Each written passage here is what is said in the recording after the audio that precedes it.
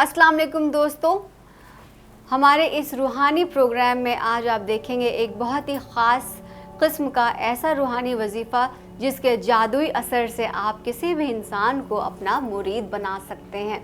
किसी भी तरह का टोना टुटका, बुरी नज़र, ऊपरी असर या फिर शैतानी जिन से आप वजीफ़े की मदद से निजात हासिल कर सकते हैं। इस वजीफ़े को अमल में लाने का तरीक़ा बेहद आसान है, इसमें ख़र्च भी नहीं है। इस वजीफ़े को आप अपने घर पर भी कर सकते हैं। आज के दौर में ज़्यादातर लोग किसी न किसी वजह से परेशान रहते, किसी की शादी नहीं होती या अगर किसी की शादी होती है तो निभ नहीं पाती है और तरह की परेशानियां भी आती, जैसे कि कारोबार में मसला, किसी का कारोबार नहीं चल पाता और अगर चलता भी है तो उसको उस तरह का मुनाफा नहीं होता, वो नुकसान झेल रहा होता है। कोई अपनी तरक्की से परेशान है, किसी की तरक्की नहीं हो पा रही, कोई चाहता है कि उसकी तरक्की हो जाए लेकिन तरक्की उसकी रुकी हुई है। और कोई ऐसा भी शख्स है जो अपनी बीवी से परेशान है, बीवी नाराज़ होने से अपने मायके चली गई है या करीबी रिश्तेदारों के साथ दुश्मनी बढ़ गई और न जाने कितने तरह के मसले हमारी रोज़मर्रा की ज़िंदगी में हमें यूं ही घेरे रहते हैं। तो दोस्तों, ये जान लें कि दुनिया में अगर बीमारी है तो उनका कोई ना कोई इलाज भी नहीं मिल पा रहा है या कोई दवा भी काम नहीं आ रही है। तो इस वजीफ़े को आप अमल में लाएं, इस वजीफ़े को ज़रूर कोशिश करें और ये आपके लिए कारगर साबित होने वाला है।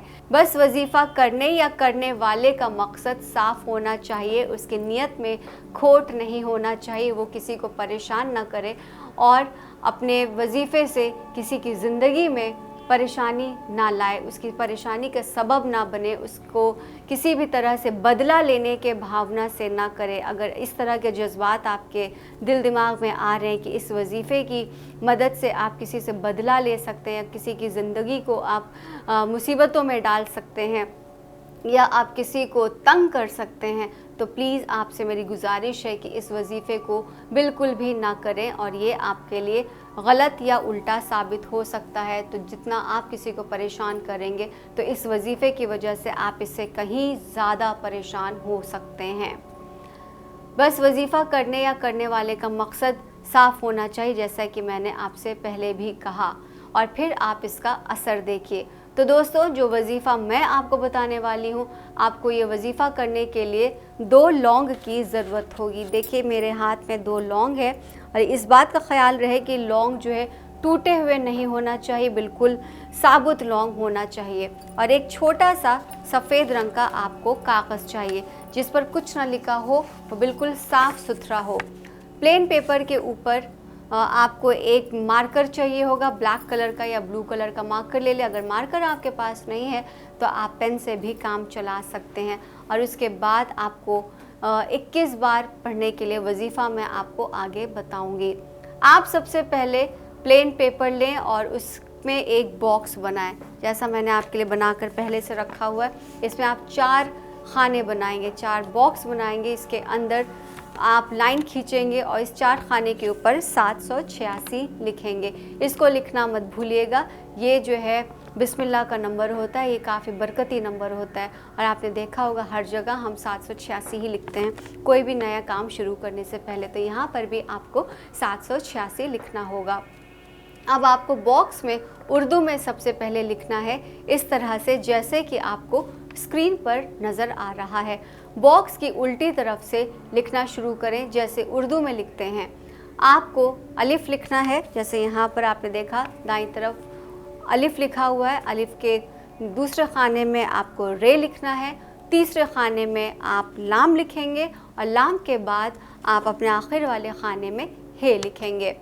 अगर आप किसी लड़की को अपने काबू में करना चाहते हैं तो आप रे वाले खाने के नीचे लड़की का नाम लिखें, उसके बाद बिन लिखें, बिन अलिफ के नीचे आप नाम। और अगर आप ये अमल किसी लड़के को काबू में करने के लिए कर रहे हैं तो आपको ठीक उसी तरह रे के नीचे लड़के का नाम लिखना होगा, बिन की जगह बिनते लिखना होगा, लड़की का नाम यानी आपको अपना नाम लिखना होगा। ध्यान रखिए कि आप वहाँ पर अपना नाम लिखेंगे। अगर आप ये अमल लड़की को कहने में करने के लिए कर रहे हैं तो बिन लिखना है और लड़के को काबू में करना है तो बिनते लिखना है। देखिएगा कुछ इस तरह अगर आप लड़की के लिए कर रहे हैं जैसे कि नजमा बिन शाहिद और लड़के के लिए कर रहे हैं तो शाहिद बिनते नजमा, ठीक इस तरह। और अब आपको इस नक्श पर 2 लौंगों को रख देना है। 21 बार वजीफ़ा पढ़ेंगे और वो वजीफ़ा है अल हकीमु अल हकीमो। इस वजीफ़े को आपको 21 बार पढ़ना होगा, ना कम ना ज़्यादा। दोनों लौंगों पर 3 बार फिर से दम करना है। उसके बाद कागज़ पर लौंग रखकर उसे 5 बार मोड़ना होगा। 5 बार मोड़ने के बाद जब वो पुड़िया उसकी बन जाए और लौंग वाली उस पुड़िया को बहते हुए पानी में आपको बहा देना है। बस इस बात का आप ध्यान रखें कि अमल करते हुए कोई आपको देखे ना आपको कोई टोके। तो उम्मीद करती हूँ आपको समझ में आ गई होंगी मेरी बातें। इस वजीफ़े से आपको कोई भी जानकारी इससे जुड़ी हुई चाहिए तो जो नंबर डिस्प्ले हो रहा है स्क्रीन पर, आप उस नंबर पर कॉल कर सकते हैं। हमारे मौलाना साहब से आप संपर्क कर सकते हैं, उनके से रब्ता कर सकते हैं और वो आपकी मदद करेंगे, आपको सही रास्ता दिखाएंगे ताकि आप इस अमल को सही तरीके से कर सकें और इसका रिज़ल्ट आपको मन मुताबिक मिल सके और आप अपनी ज़िंदगी में खुश रहें, आबाद रहें। तो फ़िलहाल मुझे दीजिए इजाज़त, एक नए वीडियो के साथ फिर से हाज़िर होंगी। अल्लाह हाफ़िज़।